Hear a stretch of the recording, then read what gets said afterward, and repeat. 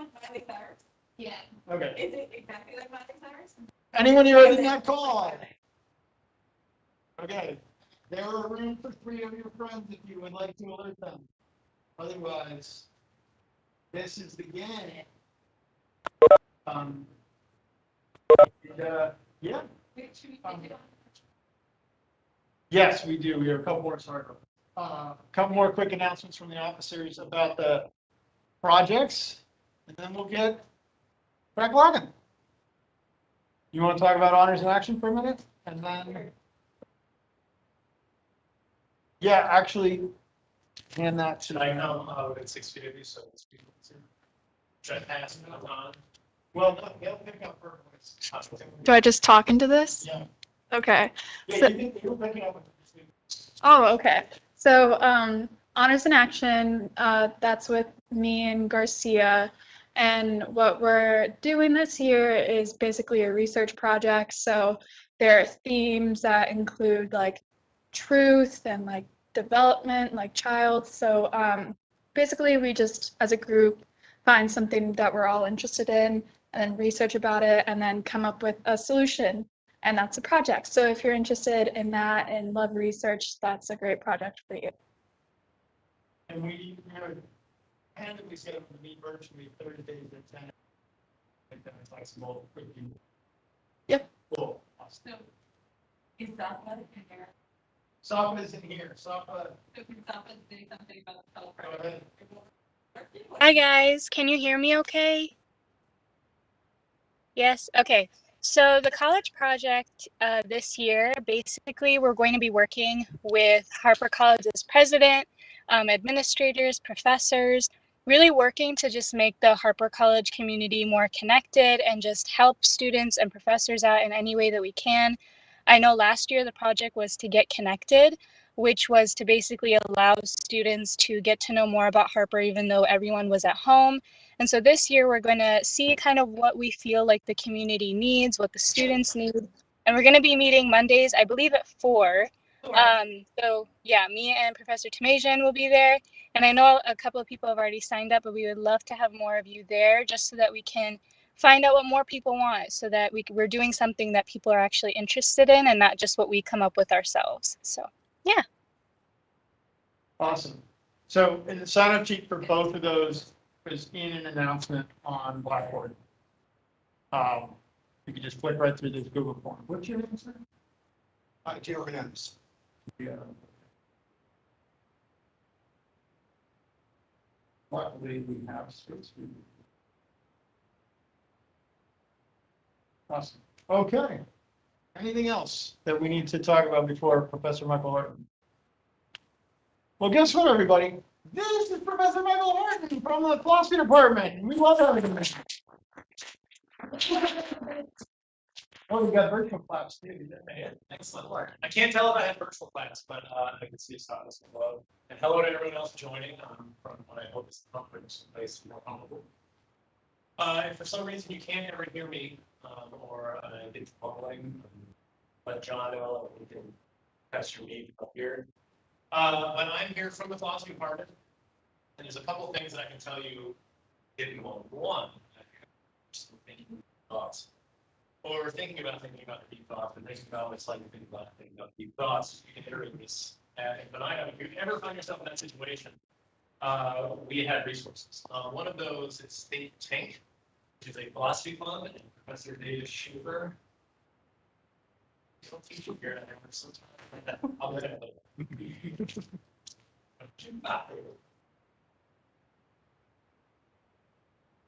So Dr. Schaefer is the faculty member who heads up Think Tank. And it meets often weekly, sometimes less often, sometimes more often, sort of student interest driven. But if you ever find yourself thinking those things, you can join a Facebook group for that and stay up with the announcements and see what topics are coming. It differs from Ethics Bowl in that Think Tank often discusses whatever. So it's not strictly speaking about ethics. When I ran the club, my first and second year here, maybe, we did everything. We had days where we talked about soul, we had days where we talked about politics. We did God's existence, right? We did some of the classics and we did some of the contemporary stuff. So it's a little bit of everything, but that can be a club that is of interest to you And two, I am the co-chair or whatever of Ethics Bowl. So Stephanie Adair, Professor Stephanie Adair, we worked together last year and a little bit the year before that. The year before that was the year that Harvard won the national senior competition in Ethics Bowl. But we worked together on Ethics Bowl, and we're a team that discusses primarily ethical issues. And that's the name of the game. And these are all contemporary issues. So we don't go back and rehash things that, good stuff like free speech, like we're good. Like, sign me up, we like it. We rather look at contemporary cases that might involve that issue. And the Intercollegiate National Ethics something or other sends out these cases, and we get them, and we can review them. And what we're going to do today is look at one case involving, you guessed it, Disney. There are lots of cases that are of interest. There are some about COVID, of course, many all-time issues, and maybe mandating vaccines. There are issues about whether governments should remove patent restrictions on making the COVID vaccines, a way to incentivize new countries to do it that might help develop nations. There are issues not having to do with COVID. But the one we did today, once I saw the Disney case, I knew that's what we had to do, because this is my favorite Disney film of all time. I do, in fact, know every word to every song on this. I was the only sixth grader who owned the soundtrack to this. Why I'm admitting this to you, I don't know. I threw myself at the mercy of, I'm not going to sing it, if that's what you're worried about. No, it's not bad.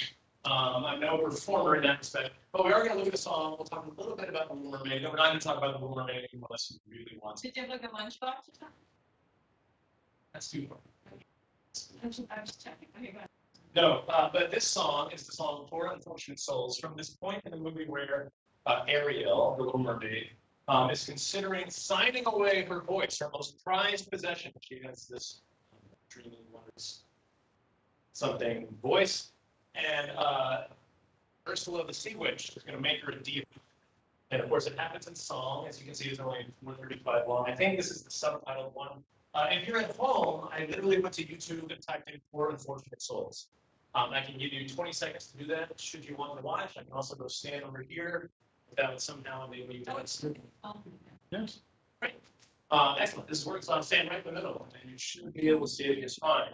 But we're going to take a minute, or a few minutes, watch this. I'm going to tell you a little bit about the movie, kind of get the ground wet from the rain, and then we'll talk about an ethics bowl case that has to do with Disney. And I would be very curious as to what you think about it. You're potential visitors at Disney. I am a potential. I was not a potential visitor at Disney, but now that I have a 4-year-old and 2-year-old, at some point I will be morally obligated to take them there and spend lots of money on their behalf. I dread it. So I'm hoping you can give me some strong moral objections to go. If you can do that, that'll be fantastic. If you can't, it's okay. I'll go when I'm back, please. And we're going to get going. So I'll slowly okay. Let's see how the volume is. Oh, Michael, just see that camera. Go back. It's not.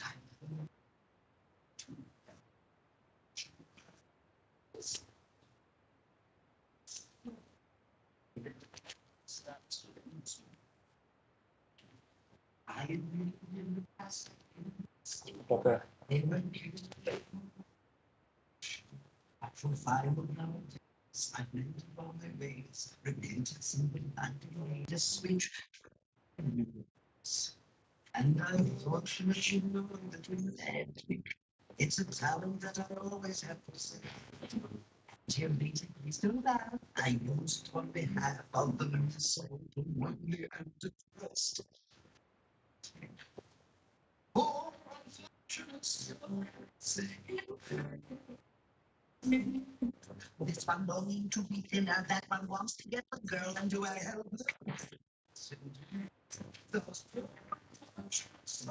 so spend, so true. They come looking for my golden blind spells, with these, and I help them. Now it's happened once or twice. Someone couldn't pay the price, and I'm afraid I have to break the screw. Yes, complaints are the whole idea of saying to those poor. Now, here's the deal. will make you a potion that will turn you into a human for 3 days. Got that? 3 days. Now listen, this is important. Before the sun sets on the 3rd day, you've got to get dear old Princey to fall in love with you. That is, he's got to kiss you. Not just any kiss. The kiss of true love. If he does kiss you before the sun sets on 3rd day, you'll remain human permanently. But if he doesn't, you turn back into a mermaid and you belong to me. Have we got it to you? I become human. I'll never be with my father or sister again. That's right. But you will have your man. Life's full of tough choices, isn't it? Oh, here's one more thing. We haven't discussed the subject of payment. You can't get up with nothing, you know. Not as much, just a token. You never miss it. What you is your voice. My voice?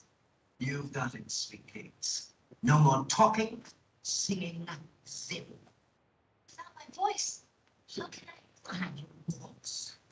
Pretty face. And don't underestimate the influence of body language. Like a lot of blather. The girl gossips. It's all right, it's my friend for ladies not to say a word after all the others.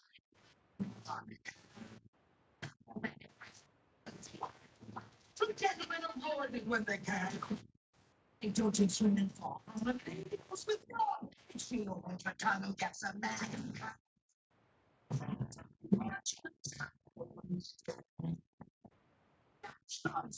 I'm a married woman that's scared today. Touch your boy.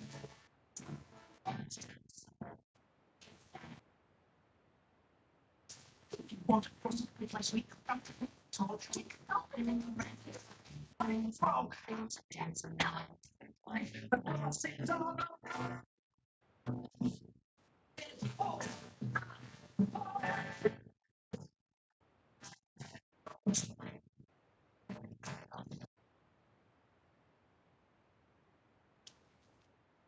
She signed for Ariel.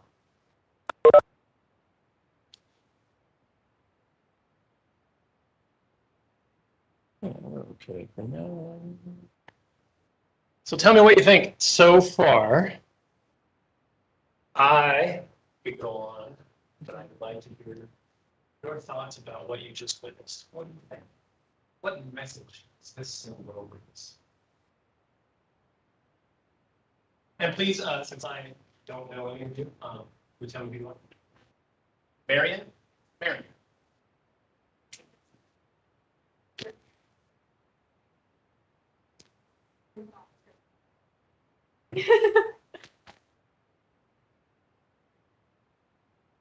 So Marion suggests that you can send a message to your parents. I mean, she's trying to win potential love of her life, and it's all about how she thinks. Yeah.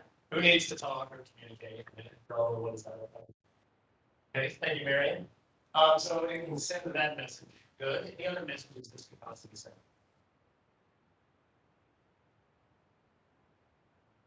Amani, Armani?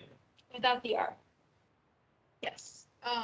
I think one of the messages was it's true love is more important than even your family. Good. So true love is more important than family. Good.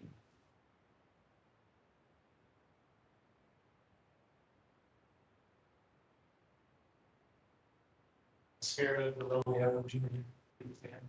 It's true love. Yes. Melanie? Hey, someone.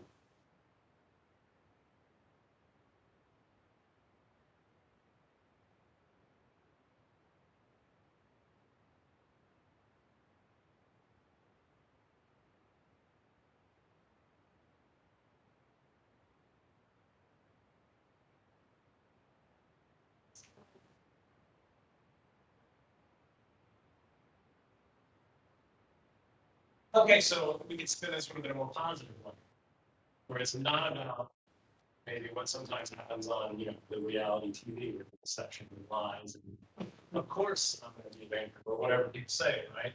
Or how they present themselves in public, it's sort of about the true feelings. They can't, somewhere along those lines? Thanks, and remind me again.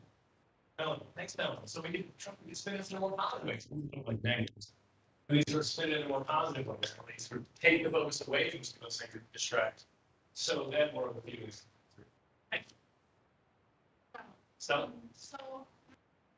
it speaks more about like, in order to receive something that we generally want, we need to sacrifice something, and then just apply it so much.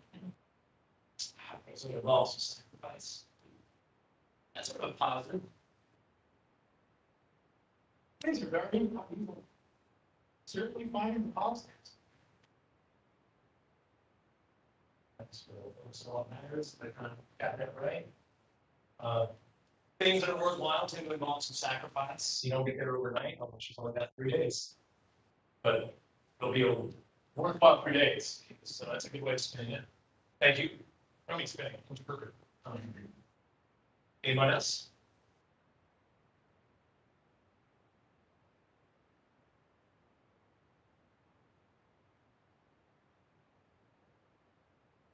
Yeah, Melanie, can we say a little louder in your person? Hey, you're like blindly. Yeah, you're like thinking.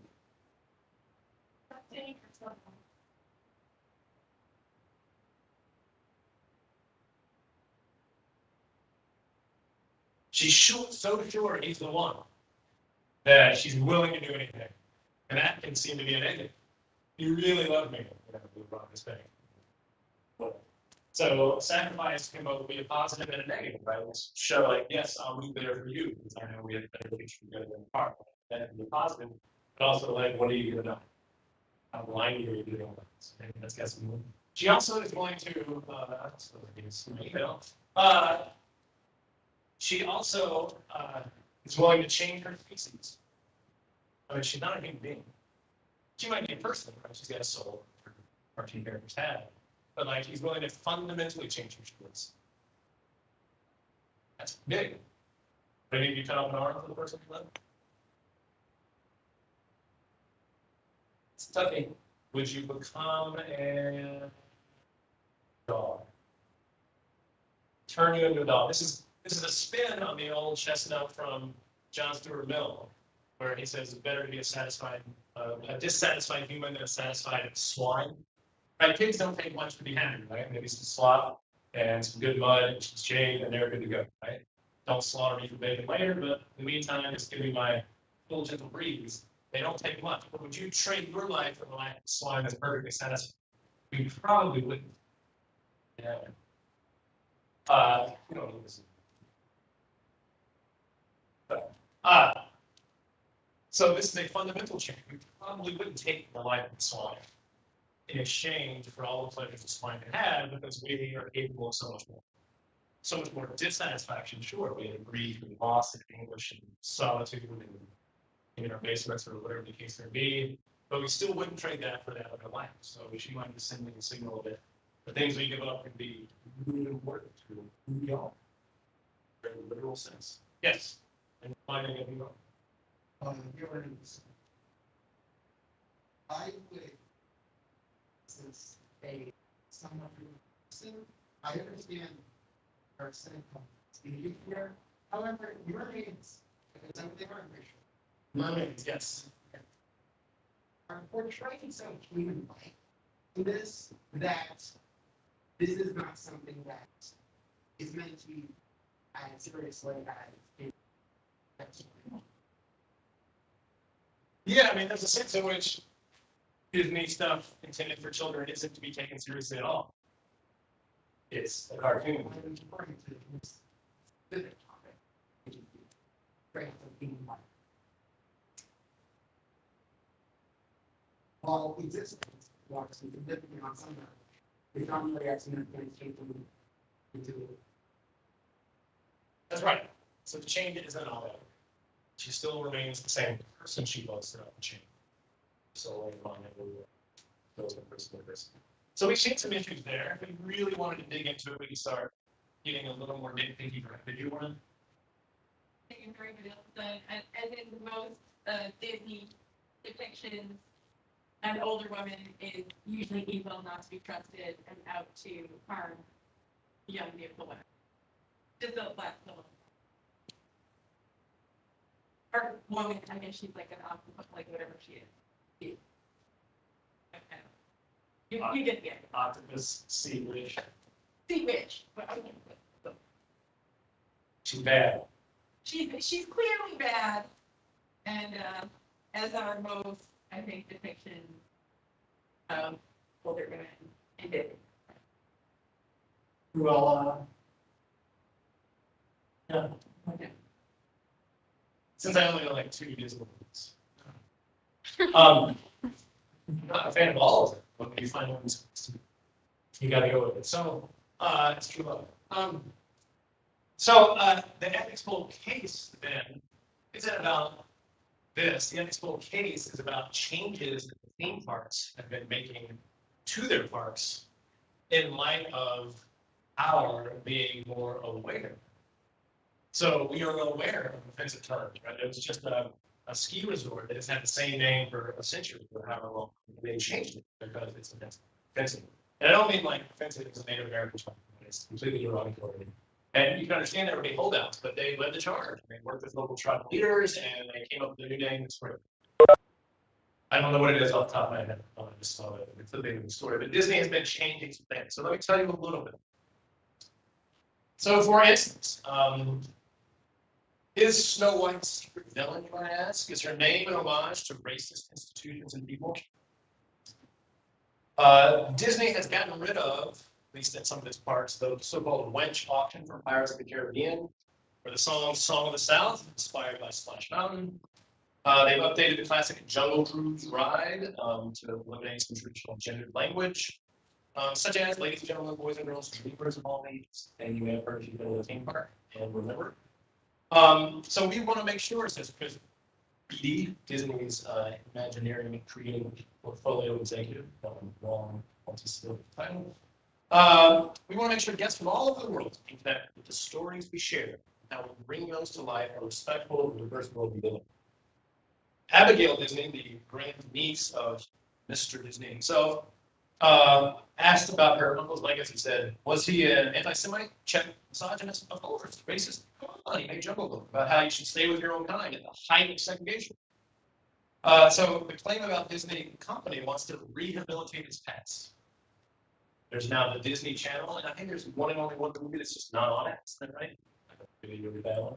I think there is. I mean, maybe I'm wrong. Be wrong. I won't speak out of turn, but I can follow up later and speak more briefly.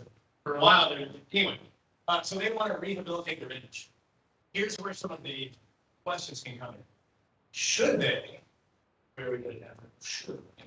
Should they rehabilitate their image and move on, or does rehabilitating their image in this way sort of whitewash away their ownership of some of this past? Does it let them off the hook? Can they just go back, re-edit some classic films, and then present them as if they never had anything wrong in the first place? Or does somehow leaving them there act more as an acknowledgement, a point of conversation? Look, I'm imagining my 4-year-old son one day saying, Papa, can we watch a Disney film? And I'll say, sure, which one? He might say, The Little Mermaid, probably. I'll say, this is great. And we'll watch it. And afterwards, I'll be like, so, and I'll ask him the same question I asked you, like, what does this tell little girls? Or what does this tell little boys? Or what does this tell anyone else? And I will want to engage him in conversation. And I figure by the time he's 6 or 7, philosophically, you should be ready for that kind of conversation, but you got to start early. At least broach the subject and not let it show. So what is the general topic of the case is Disney's whitewashing, and whether it's sort of good or bad. That's the pitch. But we can look at it from all angles. We can talk about attempts to change rides in a park, what that message that might send. We can talk about re-releasing movies for Disney Plus or streaming services. We can sort of come at it from all angles. We can even, if you want, get into other specific films. I don't know them, but we would be welcome to bring them up if you know them. But that's sort of the general pitch, is what is going on with the whitewashing? Is it whitewashing? They're certainly attempting to rehabilitate an image. They've got a long list of films, right? You know, they go in the vault and they don't come out for sale and stuff every so often, and then every sale over. This is what it was like growing up when they were just VHS tapes. But the vault would be open. They would release Robin Hood, whatever it was, and then you would have a few months to buy it, and then it goes back in the vault, and they don't re-release it for 20 more years. And then it's out on DVD, and then you have a few months to buy it, and then it goes back in the vault, and then it comes out on chip and plane or whatever's next. That's how it used to work. But now that we have Disney Plus, and we have access to all the films all the time, most of the films all the time, they want to make sure those films are good to go. Steer clear of controversy. Yes. So I actually have a question. Let's say that they do decide to like reason. Think, how would that work if a child watching this has no idea what any of those things meant to start with? Like, what kind of a conversation would that hold with their parents? When they're like, oh, I remember watching a different story on that. Like, is that a good thing or is it more like a bad thing? Okay, good. So let's file this under the category of like children are pretty smart. And they pick up on lots of things. And if they've seen version 1 of a classic film, and they see version 2 of almost as classic of a film with some minor changes, that might prompt a conversation. That a parent could be unwilling or not ready to have. It could be a little early, so there could be some conversations come up quickly.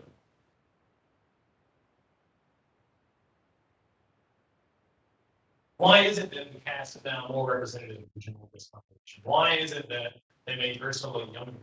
Or made, oh, it's because they picked films as the villain. Why? Was there sexist or whatever explanation we want to give? Now we're explaining it to what they do. What issues might come up with something this helps to follow?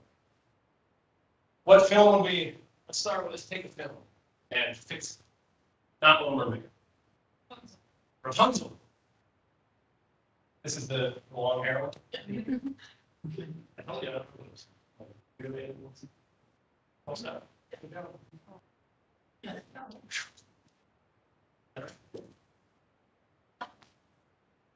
So let's change Rapunzel. What's so bad about Rapunzel? They did change. Tangled. Yeah. Rapunzel's tangled. Yeah. Well, so that's totally a new part for you guys.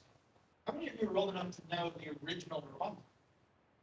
Okay, so you're familiar that like the new Rapunzel and Tangled is very different than the Rapunzel of Rapunzel. Okay. I don't know these things. Oh, so Tell me, give me Rapunzel A and Rapunzel A prime when that's the way Rapunzel. Give me another Rapunzel. I think it's a German story. The first one is like it just goes off the book of what the original story was. The second one has more modern twist to it. And I don't know why they call it single. I think it has to do with like cultural appropriation of like the German culture in there. But I thought of that movie just because it had the same issue as The Little Mermaid. Like Rapunzel's mom depicted as an evil witch, and she's like an older woman. And I actually read an article about it. Like she has a lot of Jewish features. So that's kind of something that they're trying to get rid of because a lot of people are going to be now. I don't remember what the original.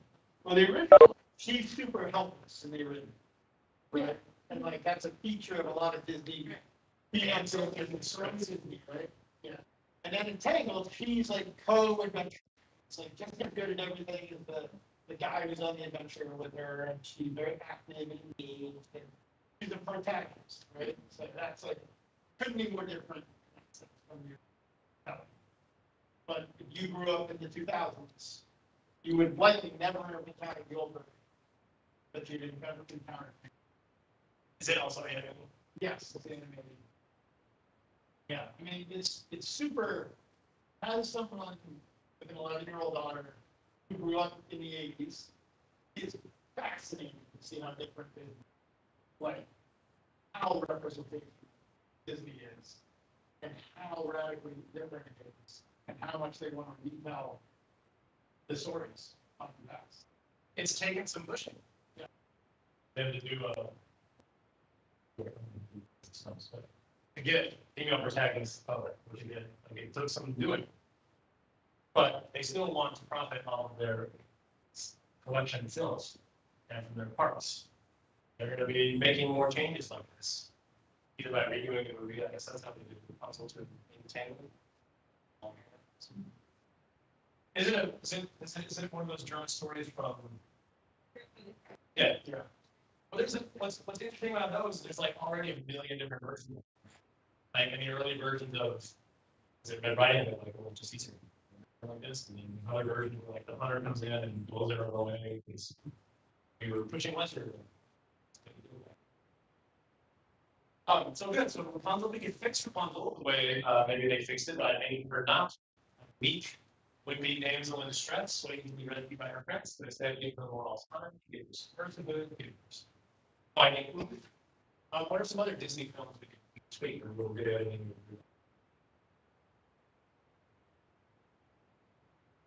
Mulan.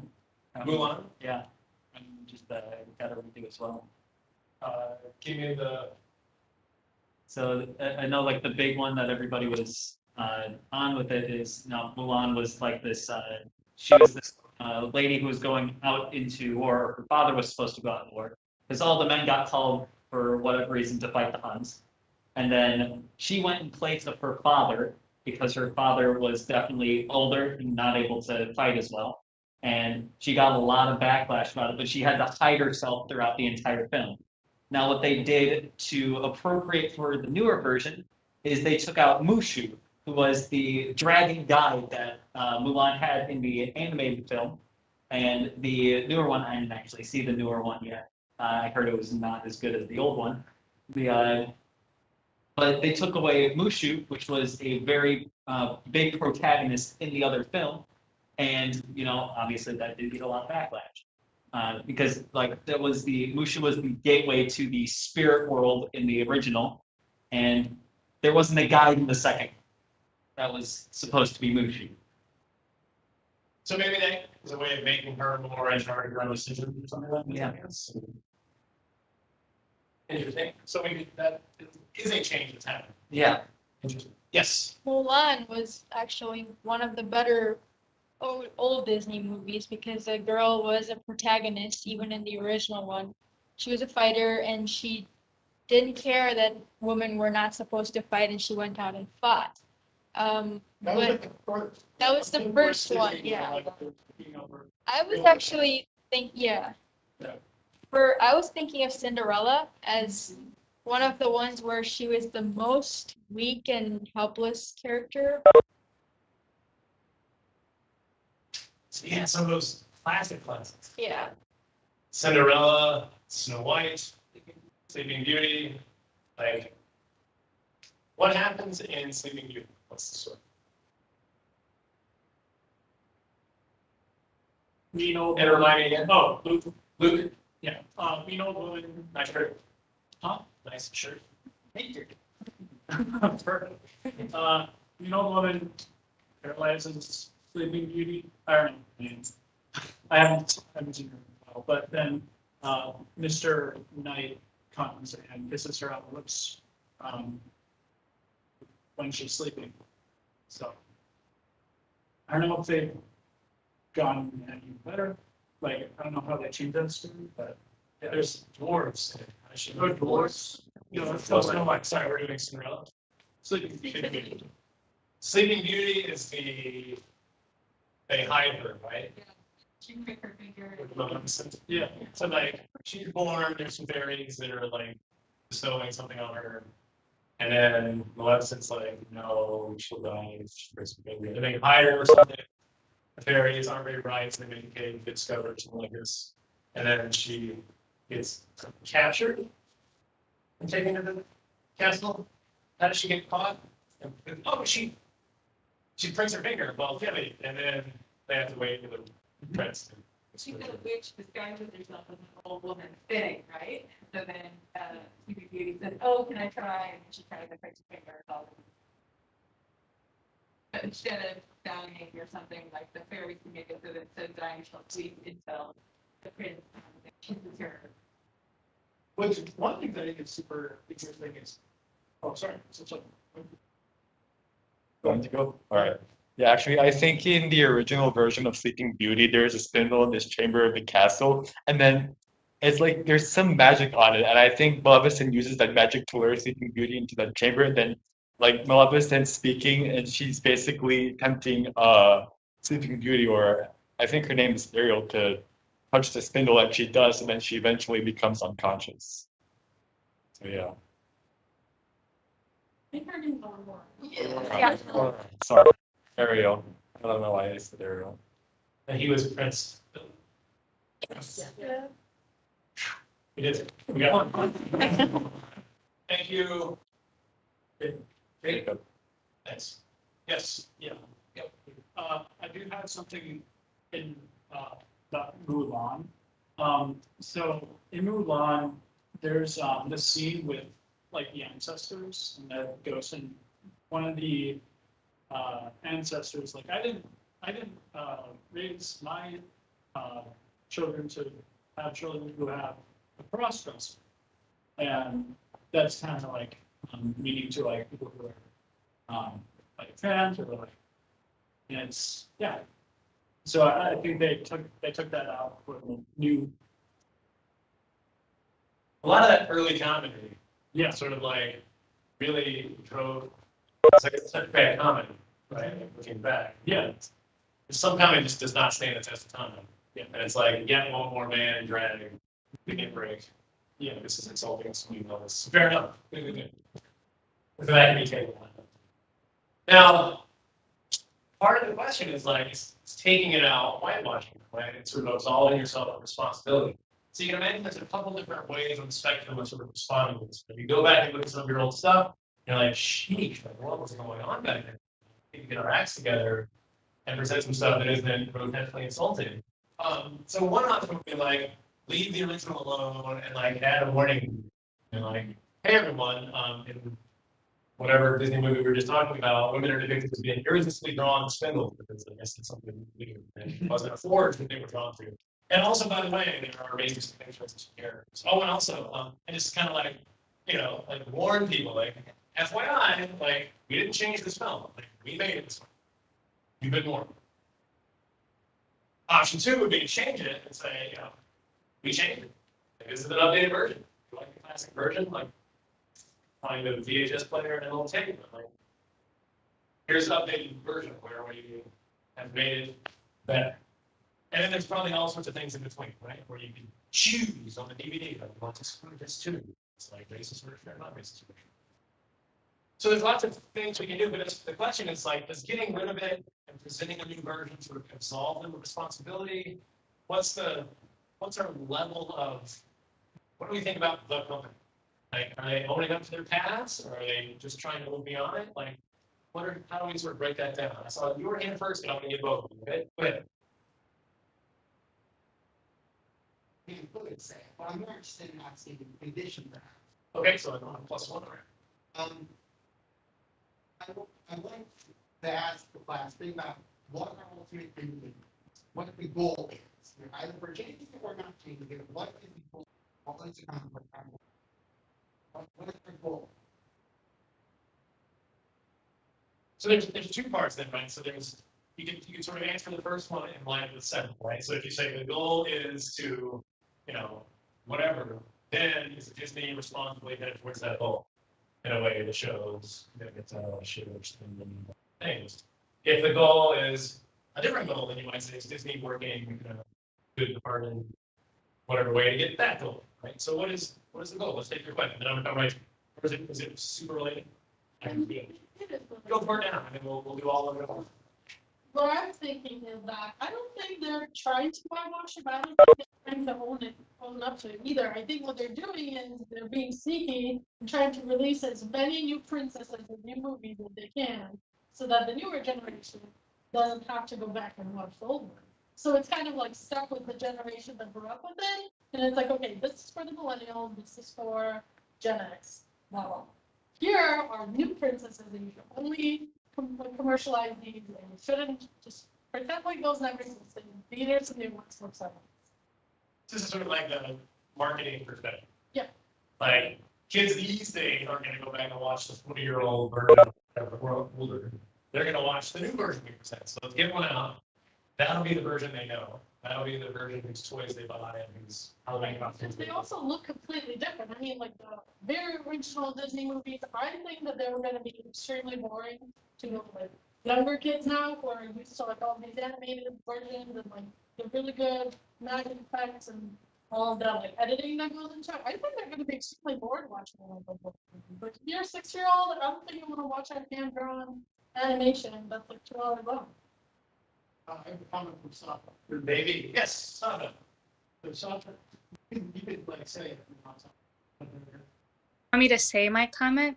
Sure, I can say it for you. Oh, I was just saying that I don't know who said it, so I'm not there and I can't tell, but about Mulan and the live action being so different and how some people don't want to watch the live action remakes of the movies because they've changed so much.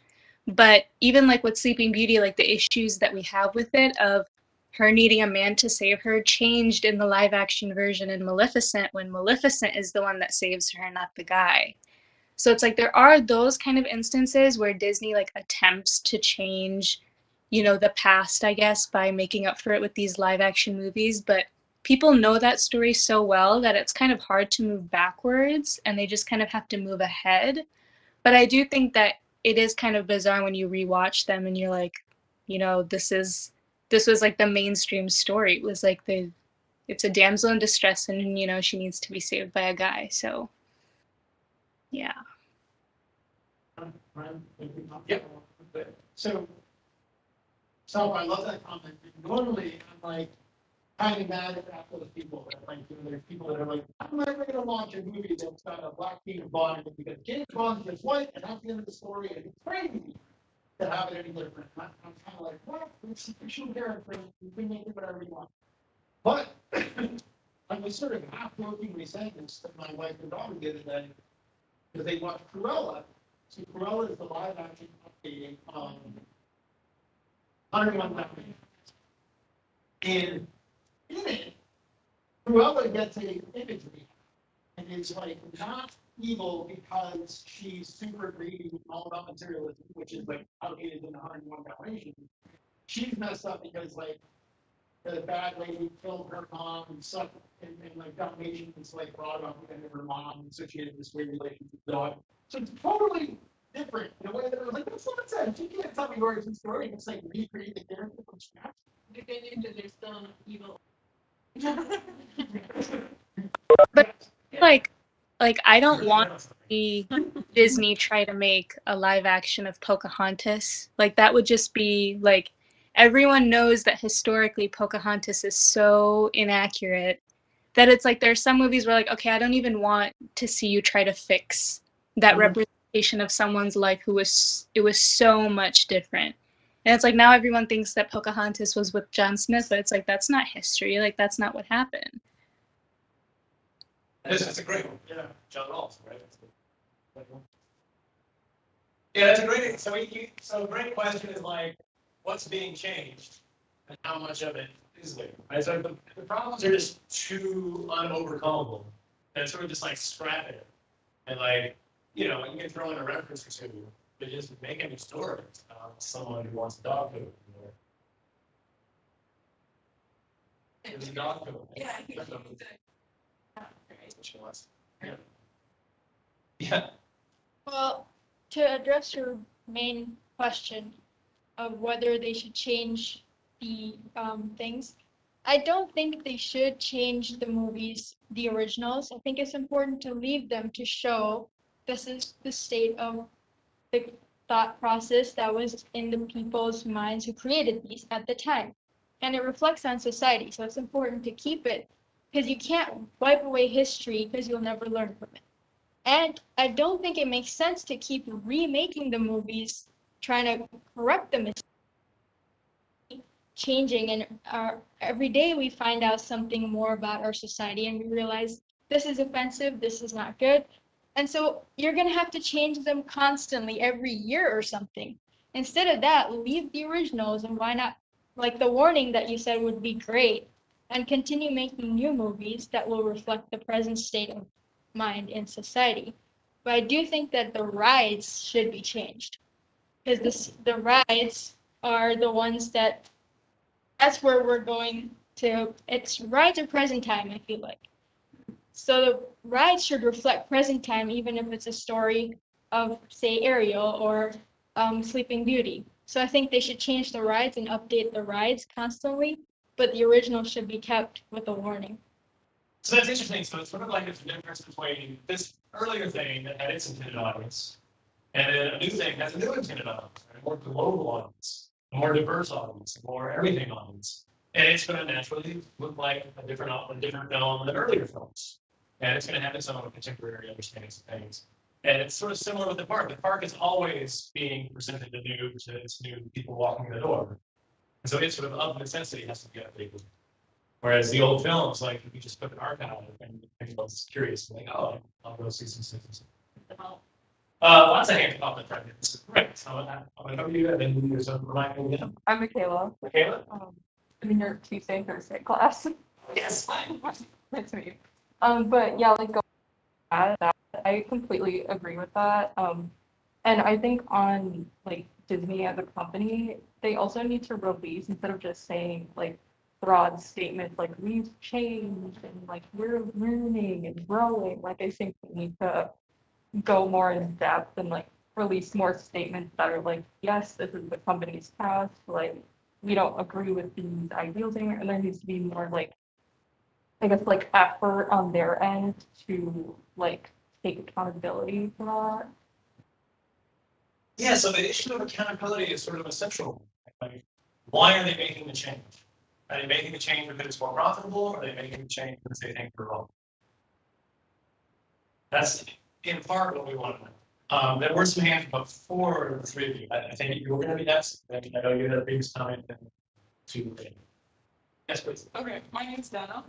And what I want to say was the thing is with Disney is that yes, they're making these changes because they realize that they were wrong and like all of that stuff, but really their main goal is money. So anything that they're doing is to get more profit because they don't want people to stop watching their stuff because oh that's racist or oh like because of that. So I just agree with the idea of like of them putting like a caution before their movies and saying here's what this is. So just be aware of that, and that's not our values anymore. But at the same time, while they're going and trying to go back in time and fix their movies and like make sure people still keep watching, they're not stopping making mistakes today. Like Mulan is like got released in 2020, and many people, including myself, boycotted it because of its connections with the concentration camps in China.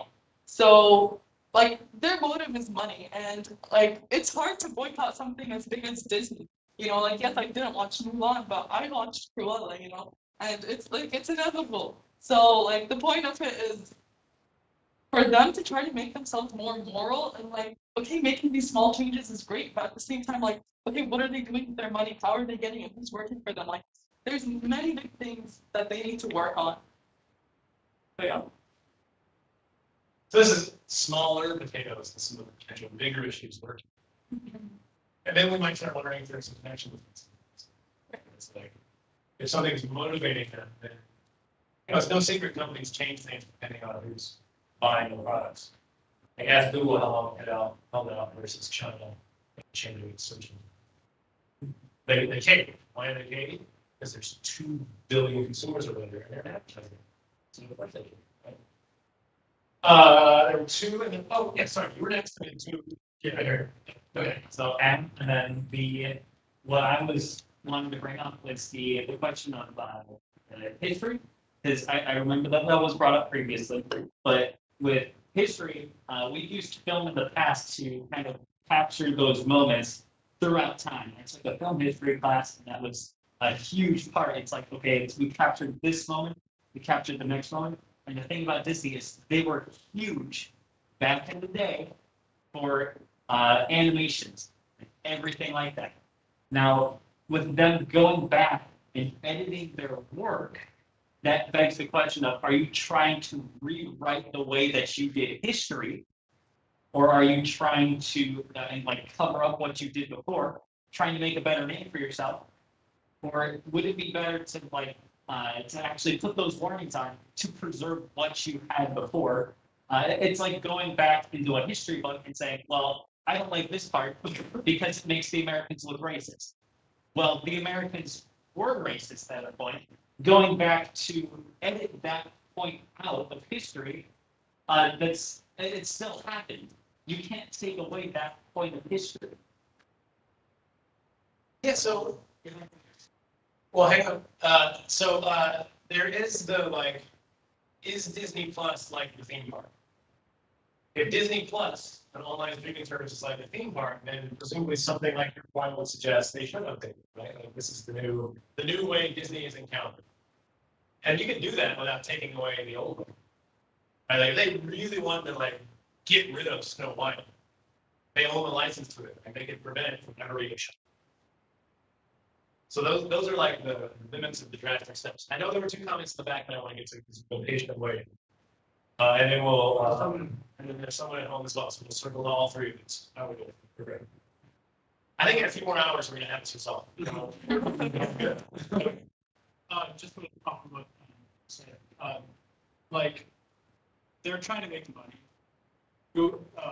Disney is a company, first and foremost, but I do think that they have sort of like an ethical thing, so I think it's like a combination of those two. And like keeping up with the times, making sure the new consumers feel comfortable watching it. Yeah. It's all bad. Thanks. Yeah, so actually, something to, my name's Tim. Disney first and foremost is a company they owe to their shareholders as a public company to make money. That's what they're doing. But I think also just because of the fact that Disney is so giant nowadays, I think personally you that they have an ethical, or not ethical, moral responsibility to provide some of that more qualified content for nowadays. And I think that's where we get into the debate of, well, how do they actually go after it?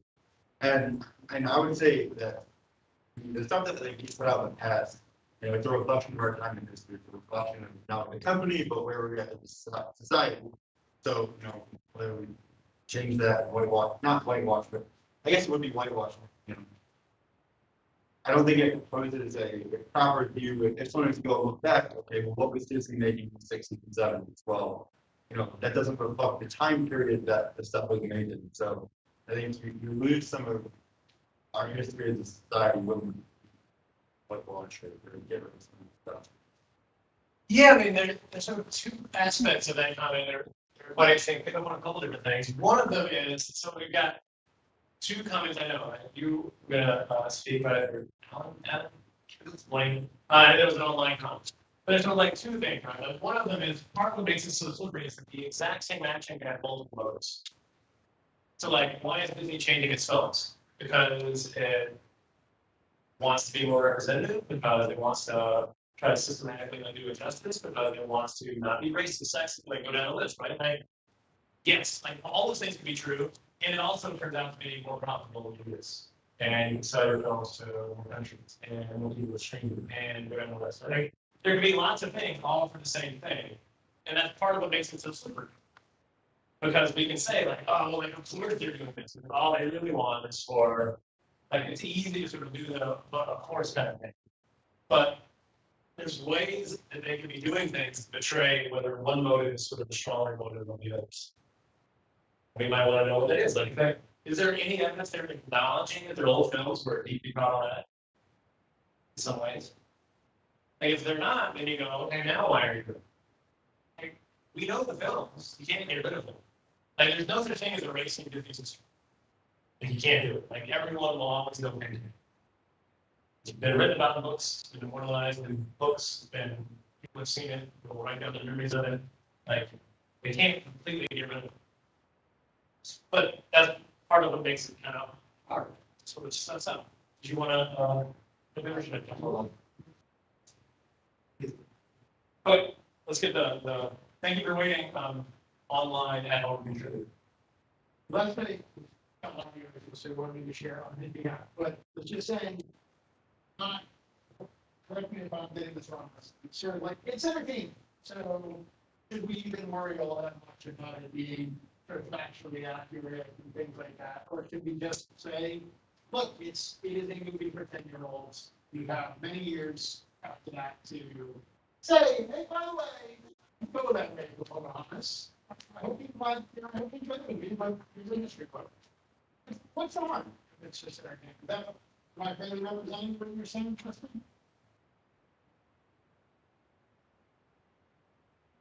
I think so. Great, so that is a perfectly fair question, right? And I think it circles back to one of your initial comments when we talked about children and what they pick up on, right? Like, children know lots of things. They can know whether you talk differently at home than you go to work. They themselves can talk differently at home than you can go to work. They know the color of the people their parents hang with. This is all knowledge that children just know. They know that if you typically hang out with white people, then they're going to value opposites less. It's standard English value stuff. People do this across cultures. It's not just like one. Yeah, like kids know these things. They easily pick up on it. They do.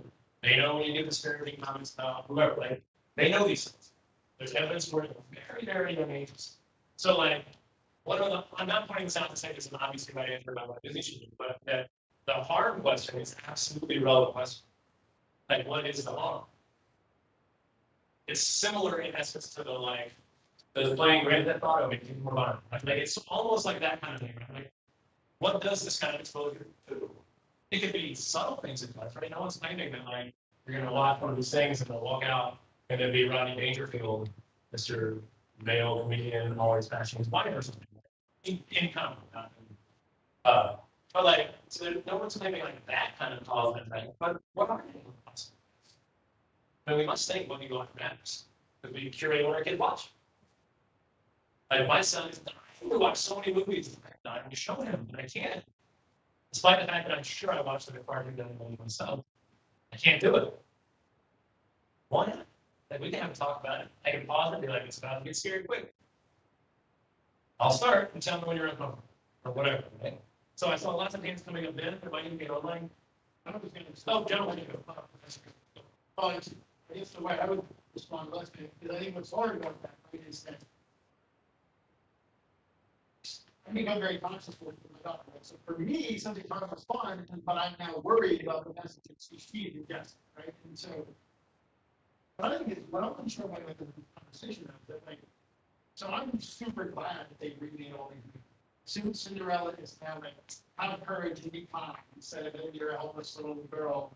And we replaced Robin Williams with Will Smith in live action Aladdin. And we have the American cast in one. They're all super cool changes. I'm super excited. She will grow up with that. But I also think like Disney isn't American. So like I think if we erase like don't worry about what happened pre-1995 in America. We weren't awesome. We'll just show you this stuff. Yeah.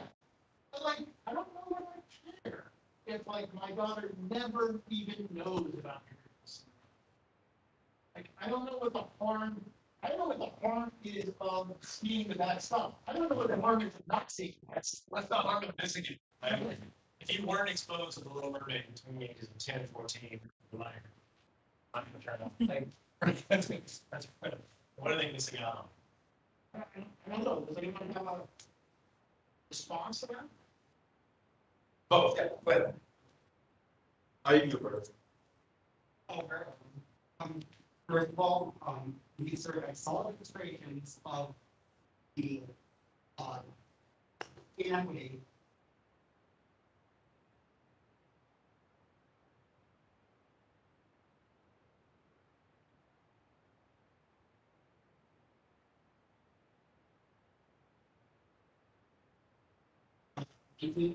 Was made by Disney. Purely example here. Will have a solid understanding of what that looked like, right? As opposed to saying it existed and then never seeing it straight. Sometimes to avoid this that even doesn't mean seeing the demonstration. Fair. Secondly, it would depend on how we view it. Because something that we see as bad may not be well. Unfortunately, we're all going we can unanimously agree on nothing, we have to compromise. So, and somebody else. So this is an interesting point about art in general, right? Like the very same art objects can have value depending on lots of things.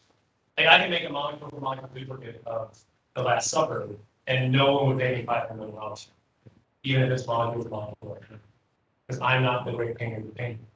That one should be our own. It can also be the case, the spirit in which it's presented. If Disney were to present its old films and say, we're going to keep showing these because there's nothing wrong with it in your face. Wrong answer, right? I think we would totally view them as devaluing the quality of it. Even if the film doesn't change frame for frame. But if they say, here's this film, we get it. Many of you grew up watching it, maybe you want to see it again, maybe you want your kids to see it again. If we were remaking it, maybe it wouldn't look the same. Right, like that's the exact same film, frame for frame, but presented in a different way. And I think a part of your point was like that can affect the value. Yeah. Yeah, and then I think I gotta wrap up. But the 5 minutes, Trying to be more for you, but anything else, like, we'll probably want to be done by 5:15, I would think, at the latest. It's 5:05 now. I have a 7 o'clock appointment with a medical professional, and I'm gonna pick her brain and slow. All for my class. So next week I'll be ready. But go ahead. I think it's the parent, I think it's kind of what we value or watching, and I think especially if they need to harder and harder to be able to control what content kids are consuming. Whether it's on Disney Plus or on YouTube, there's a lot more content available. But going back to actually when they see these films on copyrights and stuff like that, I think it's important that kids that are growing to see that so that they can understand where we have been, because I think the term history is bound to repeat itself. Don't look into it and understand it. So I think that if we understand where we come from, we can not do that. Yeah, it's almost unfair to solely focus on Disney. It's not as if the only way they can get exposed to sexism in society is through Disney, right? They can see it any other place they look, right? Like it's everywhere, it's ubiquitous. And it was even more so the longer you go back. So like, like is your kid gonna grow up unaware that we're gonna depict it in a sexist way in media if they never watch Disney? No, because they're gonna see it on the newsstand that day. Like there's plenty of places where they're gonna get. So yeah, like if the best way to reach them is by showing them something they love and can identify with, and then you have the conversation, then that's how they get it. Right? I don't think anyone's denying kids should learn about these things. And so maybe that's a tool that can be used to do that. Never saw it. Yeah, just a really quick point about your point of whether Disney is acknowledging their mistakes. Going off of Dana's earlier point, she said a lot of the newer movies also have mistakes. And so the way that Disney should acknowledge is by presenting their new material that doesn't have those mistakes. That's the only way to know that they really did acknowledge the mistakes. And so that would be one way to see whether they're actually moving past that or they're just repeating their mistake. And to the second point of the harm of watching, I think it's unfair to put so much weight on Disney because Disney isn't like an educator of our children. That kind of responsibility should be with parents more than Disney. Like, yes, it's a children's movie, but a parent can decide if it is a children's movie and if it has the right message for your children. Like you were saying, you may not show some of those movies to your kid. And so, there's a problem with children's movies having content that's harmful because children can be impressionable, and seeing young girls constantly being weak and just waiting for the prince to save the day would be harmful for young girls. But it's not entirely Disney's responsibility that they saw it at such an age. It would be with the parents as well for the children to see it at an age where that could leave such an impression. Yeah, these choices are so hard. At the height of the pandemic, both my children, when the pandemic started, my children were 3 and 1, which is a demanding age to have 2 parents at home, both of whom are working full-time jobs. And it's very tempting to be like, here's TV. I'm gonna hit a playlist on Libby's excavator song, and I'm gonna give you 7 hours of it. Because you really don't know what they're gonna be watching at the end of those 7 hours. For all I know, at the end of it, they're gonna be watching a conspiracy theory video. They're gonna be like, I didn't go near this fight. I'm gonna be like, what happened? Like, there's so much promise going in, and now you're like, you know, Lee's not like one of the hosts or something. Like, what is going on? It's so tempting to do that, but like the content is everywhere. Yeah. And it requires constant diligence and conversation and all these things. And I think in my own case, like I'm much more likely to show my child a Disney movie, even if I think it has problematic elements, if I know Disney's own up to it. This is just me speaking out of line, not necessarily advocating this position. But like if I know that they know that they may have gotten some things wrong, then I feel like, okay, like we know. Like Norm Macdonald just died this year. So it's a movie, like, he was a comedian. And when I was growing up, like at that age group, like SNL was the thing we watched on Saturdays. I saw probably every show he did in the movies. Weekend Update correspondent on SNL. And like, go back and watch that comedy. I can't say go back, but if you were to go back and watch that comedy now, you know it's incredibly problematic. It's comedy. But he's so good to try to get pain delivered. Like it's a complicated legacy. Does this comedy improve over time as we learn? Sure. And that gives me some confidence that I can go back and watch it. I'm not going to probably find the same humor again as I did when I was whatever age. But like, if he had never changed and just still today doing the same old shit, I would be tired of it. That sort of like, it doesn't change the actual object in any way whatsoever, but it certainly changes like my perception. Yes. Want to be clear, I don't endorse this part. I want to. Someone's live meeting right now. John Garcia says. I just, because I know, remember in the case, in the case, there's the other side of this argument, people that are pissed off about that being changed because of this out. So I'm just sort of curious what people thought about that argument, which is like, look, so I grew up watching the Deuce that.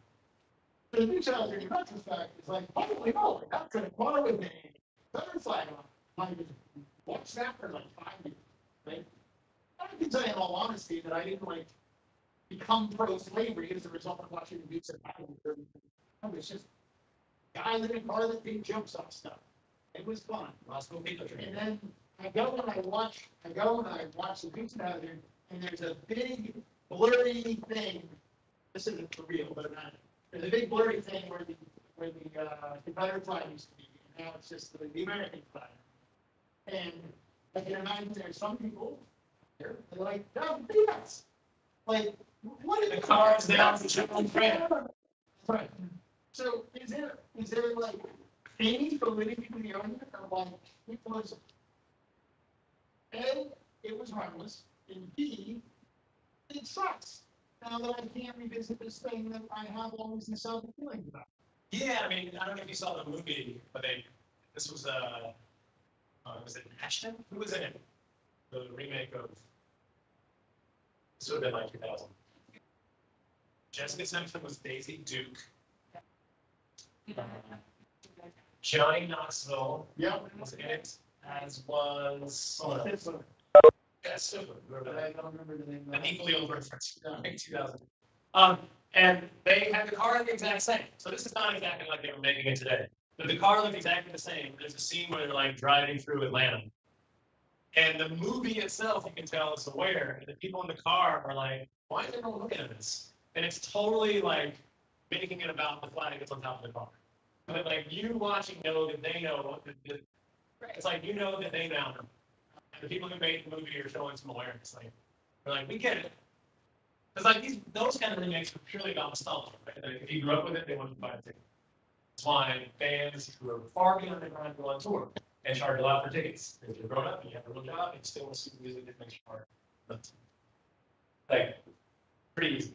I know we don't have an infinite amount of time. I definitely want to hear your comments. So go ahead, and then we'll sort of do a little tidying up of the boat. To mix it.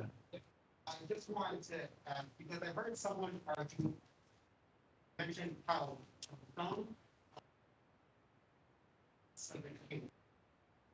everybody, we constantly, But I bet very that's but in these movies, as well as others, Disney movies of the past that you may well know or remember, it's important to correct portrayal of a woman, say, as well as portrayal of just in general individual away from harmful, again, harmful portrayals on an individual level, movie, films individually, or is it something that exists on a collective level? So is it wrong if an individual movie does it, or is it wrong for it to exist on a collective level? You mean like, is it wrong for it to exist like in society? No. Like, what do you mean at collective level? I'm referring to a movie or a collection of movies. In this case, we're talking. Oh, I see, like spread across cinema. In this case, we're talking about this. Yeah, I mean, so this is part of why I said like we should give Disney a pass. Like, it just so happens we're talking about Disney because they're changing the theme park, and the subject of the case is on Disney because they changed their theme park in the last year.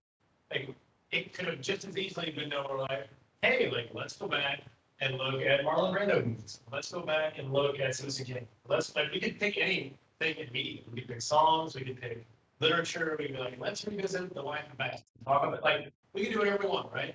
Like any of it can be good, and we can get lots of things. We can learn lots of things about how people were depicted by looking at lots of different sources. And the extent that those are problematic, like I indict all of them. Like no one gets like that. Someone else does it makes you no less responsible for the thing you did. Like that's like small comfort. So I mean, like, is it a collective issue? Like, yeah, I didn't say that, right? To the individual movie, not from the company itself as a function. Yep. Okay. And then I want to hear say if it's an individual issue or what. I think that's what he was trying to say is because when we started off talking about all the separate princesses, we had a common theme of princesses being raised for the knight to save them, as well as another common theme of the older woman being kind of a villain. And that spread across it's all of them. So I'd say it's individual, definitely, but also collective because it's going across so many of the movies. So it's fun. Yes. Did you have a question? Oh. So let me say thank you all for humoring me as I played you a video that makes my own heart swell. And then, because that's my childhood, and speaking of nostalgia, and thanks for not judging me too harshly on it. Two, thank you for the good conversation. So it started off about Disney, and we could have easily made it about anything.